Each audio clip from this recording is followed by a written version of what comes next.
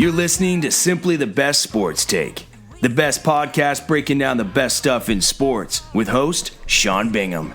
His takes are so good, he dropped the mic, but then you wouldn't be able to hear him, and that would suck. Welcome into STB Sports Take, Simply the Best Sports Podcast. We are on YouTube, Spotify, Apple Podcasts, Google Podcasts, Anchor Podcasts. Everywhere you get your podcasts, we are there. Thank you for joining. Please hit that subscribe button.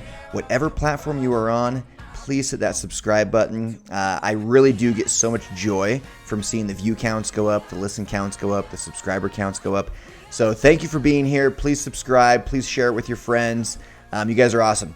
As usual, you can check out the description below, whatever platform you're on, for the exact timing at which we hit different topics. We've got a lot to talk about in the NBA today. First thing we're going to start with is I was wrong about both the play-in games yesterday. That being said, my end prediction of the Wizards and Celtics remaining as the 7 and 8 is still going to be true. I just thought they'd flip-flop spots.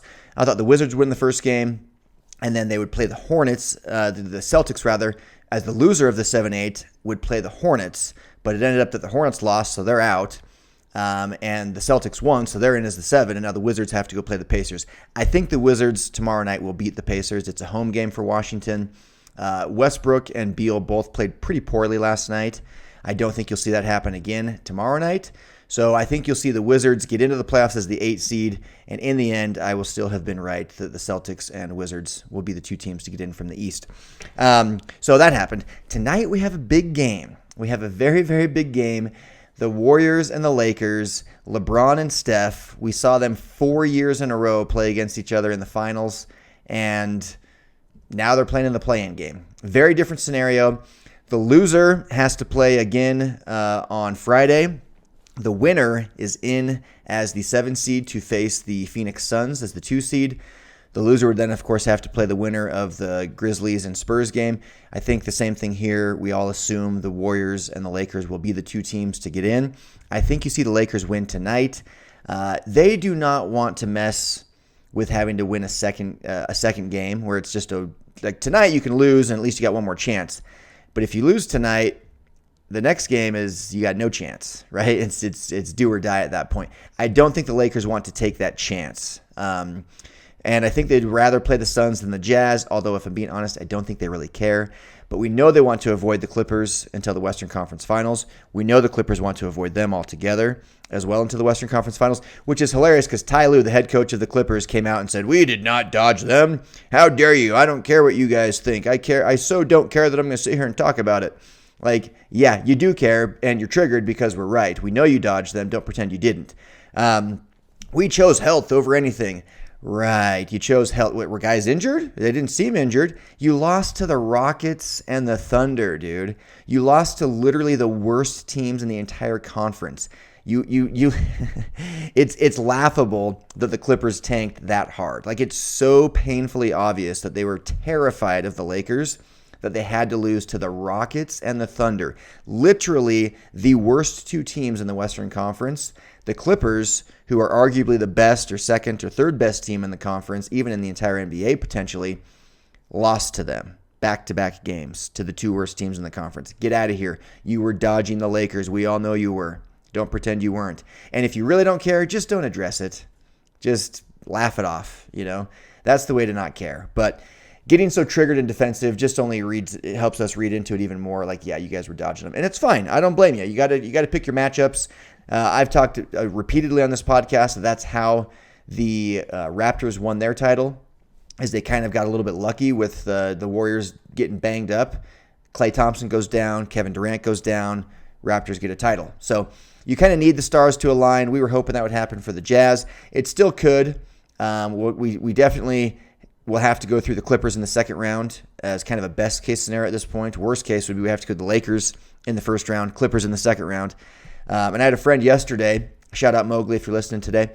He listened to the podcast and was telling me at the gym that he would prefer to go through the Lakers in LeBron, the Clippers with Kawhi and PG, the Suns with CP3 and Devin Booker, and then the Nets, Brooklyn. Yeah, in theory, like on paper, that sounds great. The reality is I don't think we'd win even the first series. I think a healthy Lakers team beats the Jazz. So we don't want that. We want to avoid them, and that's okay. Like, in the end, you want a title. And just like the Lakers got a title last year, they will forever. LeBron got his 4th championship. The Lakers got their 17th. That will never be taken from them, even though we all know in the moment that was a pandemic title. That was a bubble title. That was kind of a phony title, if we're being completely honest. But in the history books, it won't be that. It'll just be another title. So we just want a title in Utah. I don't want to have to go through the Lakers. I don't want to have to go through the Clippers. I don't want to have to go through the Suns. I especially don't want to go through the Lakers, though. So please, Lakers, win tonight. I think they will win. And speaking of which, by the way, that game last night, the Nets, or excuse me, not the Nets, but the Wizards and the Celtics, while the Wizards lost and I predicted that they would win, I don't think they're exactly going to be too upset about avoiding the Nets in the first round, because now the Celtics got to play the Nets in the first round. I think that's going to be a sweep. I think the Nets will win that series 4-0. Whereas the Wizards, I think they win tomorrow night and they get in as the 8th seed, and you'll probably see them steal a game or two from Philadelphia. So I don't think that anyone's too frustrated to be able to avoid playing the Brooklyn Nets in the first round. And it's interesting that teams now can like jockey for position. It's almost like you're punishing, building on last podcast, it's almost like you're punishing the top seeds by letting the 7 and 8 kind of choose who they play. Like you're essentially letting them choose who they get to play, the 7, 8, 9, 10. Because if you're good enough, like the Lakers, to know that you can manipulate those bottom 4 teams, like the Lakers they're just going to have their way with these bottom 4. So if they want to play the Jazz, they can lose tonight and then they can win on Friday night. They could do that. They could pretty confidently do that. I don't think they'll roll the dice on it. Nor do I think they even want to match up with the Jazz first and then the Clippers second. That's a much harder path than the Suns and then the Blazers or Nuggets. But they could do it if they wanted to. So it feels like the first 2 seeds, especially the top seed, is almost being punished more than being rewarded. Same with the 2nd seed, I guess, because, again, teams can manipulate it there at the bottom. And the regular season, as I mentioned, is being so devalued that the seedings are almost meaningless. So I've been thinking a lot about how to fix that. You've got to get the stars to play. I've mentioned this repeatedly. I don't mean to beat a dead horse, but we've got to get the stars to play more games. The league's more entertaining. Ratings will go up. Competition level will go up. The overall entertainment and just the product they put out there will be better for everybody. The networks, us as fans, everyone involved. You're paying these guys tons of money. They need to play. So how can you make them play, right? You can't just make them play. You can't say, hey, you're not injured. I've mentioned that, and it's like I've known all along. You can't do that. You can't bring in like third-party doctors and be like, no, actually, you have to play. That starts to get a little bit weird. I don't see that being, a solution. And so I thought, you know what would do it? Make it a hard and fast rule, like no exceptions. If you want to be first, second, or third team All-NBA or MVP or scoring title champ or rebounding champ or steals, any major statistical category, if you want to be considered the league leader in a statistical category or among the league leaders or on an All-NBA team or on an All-Defensive team, you have to play 75% or more of your team's games. If they did that, if they said, look, 75% is the cutoff, like we get it, you're going to need to sit some games out, you're going to get banged up, we get the health as an issue, we get that. So we will allow you to have 25% of the games where you can be hurt and you'll still be able to, hit these individual accolade levels. I promise you if they did that, you would see more and more games played by the Stars, because whether they say they care or they don't, they do. These are competitive guys. They've been competitive since they were born. They absolutely, positively care about leading the league in scoring, winning MVP, getting on the All-NBA team. And on top of that, their contracts are just laced with incentives to hit these marks. Their contracts have all sorts of like you hit this, you are in the top 5 in scoring and you get a $500,000 bonus. You win league MVP, it's $1 million bonus. You win, NBA of first team all defense, then you get a $100,000 bonus. Like they have incentives and bonuses all over based on individual performance, as they should. And if you just said, hey, look, it is now a rule, whoever votes on it, media, whoever, we will not award somebody as the scoring champ, an All-NBA player, whatever, league MVP, unless they have played in 75% or more of their team's games. I think you could maybe on second and third team NBA and all NBA and all defense, I think you could lower it to 70%. So 70% is actually what they show just in most stats. But in the end, like all NBA teams are voted on, and it's just like, yeah, LeBron like didn't play 70% of his team's games, but he'll probably make one of the all NBA teams. So there is an unwritten rule, kind of around that level. But if they made it a hard and fast rule, and if they said 75%, if you want to be the league leader, okay? So MVP, any of the major statistical category champs, you have to play at least 75%. And then I think for like this, and same with first team All NBA. But then I think for second and third teams, you could drop it from 75 to 70, because it just it allows for a little bit more leeway there for like the lower levels that really don't have as many incentives on them. I think you'd see ratings skyrocket because you're going to see more players playing big games, and the product's going to be better on the court. The other thing they need to do is, this was a comment on YouTube, so thank you for commenting, by the way, guys. Comment below on this stuff. It makes it fun. But another thing that came up is, why not, somebody said, let the first and second seeds pick who they play. When it comes to the play-in scenarios, first team gets to pick, and then the number 2 seed would just take the other one. But I don't think that would work, because you'd never have teams admitting that they want to play one team over another. They're too prideful for that, and you give them bulletin board material and all that stuff. You don't want to do that. But what you could do is what the NFL does, which is, hey, we're going to actually give a bye to the first seed, which I mentioned this. But then they reseed everything afterwards. So it isn't just a bracket where you play the winner. It's like, oh, well, if there's an upset in the NFL playoffs, guess what? The lowest remaining seed goes and plays the highest remaining seed. And so if there is an upset, then they don't necessarily have to play, that team. They don't pick, but it's lined up where, hey, look, you are going to have the easiest path. So first seed, you are going to have, whoever wins, you will have the easiest remaining path. And if they did that in the NBA, that could make it really, really interesting. Okay, so with some of these rules in mind, my 75% to be league MVP, 75% to be first team All NBA, and then 70% after that for second and third team, here is who I would put as my first, second, and third team All NBA with those requirements in place. So my first team, you had to have played 54 games this season. If you did not play 54 games, you are disqualified from being on my first team All NBA, okay? That is the bare minimum. That is 75% of this season's games, 54 games. I would have Nikola Jokic, of course. He's my MVP as well. Giannis Antetokounmpo, he played 61 games. I'd have him on there. I'd have Stephen Curry. He played 63 games. Jokic, by the way, played all 72, did not miss one. I'd have Damian Lillard. Where's Dame at? Let's go. I think Dame played 63, I want to say. 67.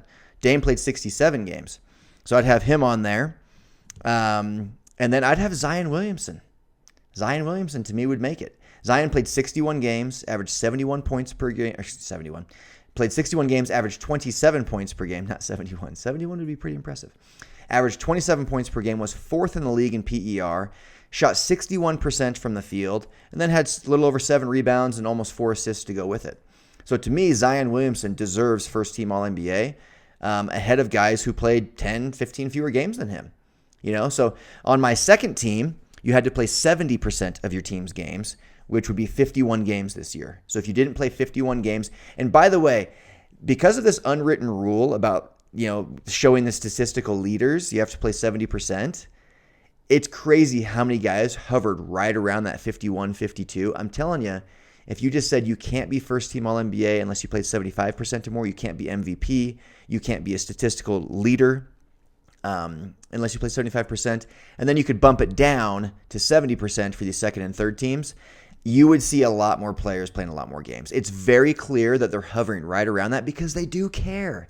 They do care about the individual accolades. Of course they do. Like, it totally matters for your legacy, for your career.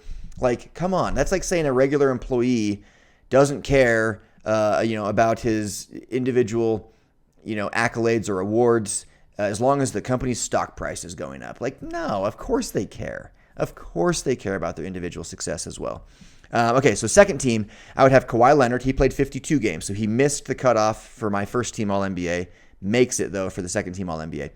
So I would have Kawhi Leonard. He played 52, 25 points, 6.5 rebounds, a little over 5 assists, 1.6 steals, only 2 turnovers per game for Kawhi, which I'm really big on lack of turnovers. And then he was 7th in PER. Luka Doncic, I would have him on my second team All-NBA. Rudy Gobert. He could have been on my first, but I already had 2 big men with Giannis and Jokic, who I think were more deserving than him. So Gobert makes my second team. Joel Embiid would make my second team. Another guy that could have made first team had he played more games. Jimmy Butler would make my second team. Jimmy Butler gets it done. And the Heat went on a run late. They're a dangerous team going into the playoffs. I don't think they have a chance at winning the East like they did last year. I think that's going to the Nets. But they could do some damage. I think you'll see them win a first round and do some damage even in the second round. But Jimmy Butler gets it done. Jimmy Butler finished, let me see if I can find it here. I had it a second ago. I gotta search it real quick. Bear with me. Okay, so he had 21.5 points per game to go with 7 rebounds, 7 assists, 2 steals. The guy gets it done. So Jimmy Butler would make my second team, along with Kawhi, Luka, Gobert, and Embiid. Third team, Russell Westbrook, and he wasn't even an all-star. The guy averaged a triple-double. I'm sorry, he makes my third team All-NBA. He's averaging a triple-double. Like, the fact that people are trying to downplay that and acting like it's not a big deal or somehow it doesn't count because it's him, you're only saying that because he does it so much. If it was any other player, it would be the biggest deal ever again. But because it's like, ho-hum, Russell Westbrook averaged a triple-double again, we're taking his greatness for granted, and I'm not going to. Russell Westbrook absolutely deserves All-NBA accolades from me, even though he wasn't even an All-Star. He makes my third team All-NBA. Kyrie Irving barely hit the threshold as well. As far as games played, he played like 54 or something like that. He played 54, but averaged 27 points per game. Part of the 50-40-90 club, 50% from the field, 40% from 3, 90% from the foul line. Unbelievable, especially with the volume at which he's shooting. And then he also had 6 assists and 5 rebounds to go with it, steal and a half per game, 9th in the league in PER. Like, Kyrie had a great season. I just wish he would have played a little bit more and not just taken PTO, because his wasn't even injury related. It was just, I don't want to play anymore. But Kyrie makes my third team. So Westbrook, Kyrie, and then I had a toss-up. Well, actually, I'll save that one for last. For bigs, if I'm trying to stay kind of position-oriented, for bigs, I've got Julius Randle and Domantas Sabonis for my bigs. Both of them stat monsters. Both of their teams made the playoffs. Pacers kind of did. They made the play-in, but they did win big last night, and they've got a chance at least to make the playoffs against the Warriors tomorrow night. But Domantas Sabonis, he puts up numbers, man. In fact, let me read his numbers off. Again, I got to find it here because I don't have everyone's exact stats memorized. Okay, so Domantas Sabonis, 20 points per game, 12 rebounds, 7 assists, 1.2 steals, and he's 31st in PER. PER doesn't tell everything. It is a pretty solid stat, to be quite honest with you. Anytime Michael Jordan's number 1 and LeBron James is number 2 in some all-encompassing stat, you know they did a pretty good job with the calculation of the stat. So I do like PER quite a bit. But Domantas Sabonis, again, 20 points, 12 rebounds, 7 assists. I mean, shooting over 50% from the field, 32% from 3 as a big, 73% from the line. To me, you know, as a big, he's playoff worthy, or excuse me, he's all NBA worthy. I thought about Nikola Vucevic. He's right there. I prefer Domantas Sabonis over Vucevic. And then Julius Randle, you got to give it to. I mean, this guy dragged the Nets to the playoffs, or the Knicks rather. Looked really, really good. Breakout season. He should get most improved player. And then for my last one, it was a toss-up between Bradley Beal and Donovan Mitchell. I think I would give a slight edge to Bradley Beal just because the guy averaged over 30 points a game. I mean, he averaged over 30 points a game. There was only 2 guys that did that, him and Steph. So to me, Bradley Beal's got to make my third team, and Donovan missed more games as well. So he did hit the threshold of he played 53, you got to play 51. But that's who I would put on my first, second, and third team, with the restrictions or the requirements that you play at least 70% of your team's games for second and third team, 75% for that first team. By the way, mentioning Kyrie Irving's club membership in the 50-40-90 club. Tony Snell is a member of the 50-50-100 club. The first player in NBA history to do it. And it's a minimum of 100 attempts. So it's not like this guy, shot a couple of shots and made them. And so he's 50-50-100. No, a minimum of 100 attempts from the field, a minimum of 100 attempts from three, a minimum of 100 attempts from the foul line. And he went above 50. He was 50.9% from the field, 56.9% from three. So 51% from the field, 57% from three, 100% from the line. Did not miss a free throw. Unbelievable. This is the same guy, by the way. You've probably seen the meme go around. Tony Snell, he was the same guy that played like 20-something minutes and registered a 0 across all statistical categories. No points, no rebounds, no assists, no steals, no blocks, no fouls, no turnovers. Literally just a big fat nothing. It's like he was a ghost out there. The same guy just now is the first guy in NBA history to shoot over 50% from the field, three-point line, and then 100% from the foul line with a minimum of 100 attempts. Something we probably won't see for a long, long time again. Maybe, quite likely not again in my lifetime, because it's the first time it's ever happened. So pretty wild. All right, going to move on to this. LeBron James, this guy's kind of a control freak. He has to control the narrative.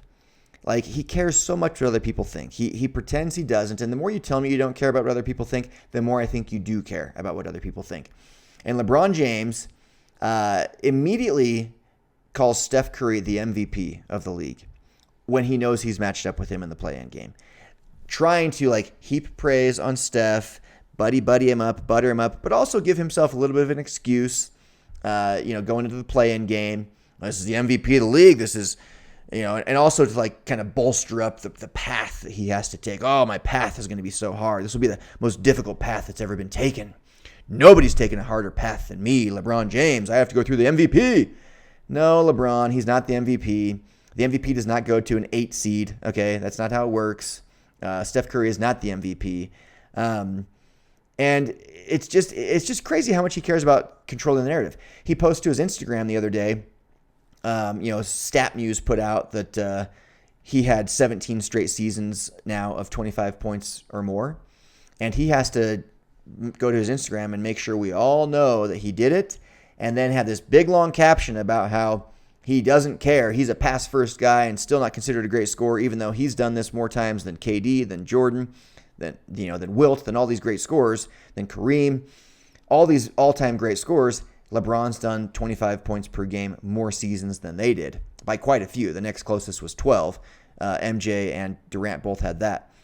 But it's like, dude, don't be so soft. We nobody says you're not a great scorer. You keep saying that so that we think that so that you think that we think that, but we don't.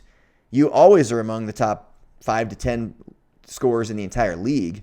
Nobody thinks you're a bad scorer. You're the third leading scorer of all time. Will probably retire as the first leading scorer of all time.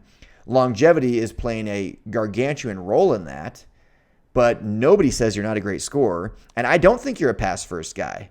I've never said that, and I don't think it. I think you want us to think that, but you take plenty of shots every game. You score plenty every game. You've never been a league leader in assists. You're up there decently high, but not as high as you are in points. So you're not a pass-first guy. You're a pass-more guy than the other top scorers. You pass more than Jordan did. You pass more than Durant does.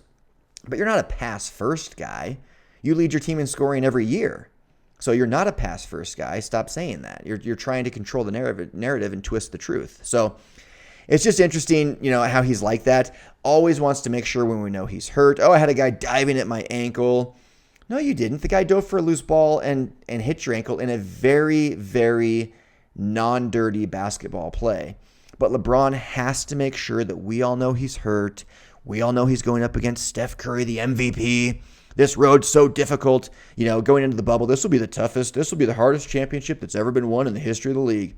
No, it won't. It'll be the easiest. You know that. We all know that. That's why you're saying the opposite, so that you can set yourself up to win it and have it be like, I won the bubble title.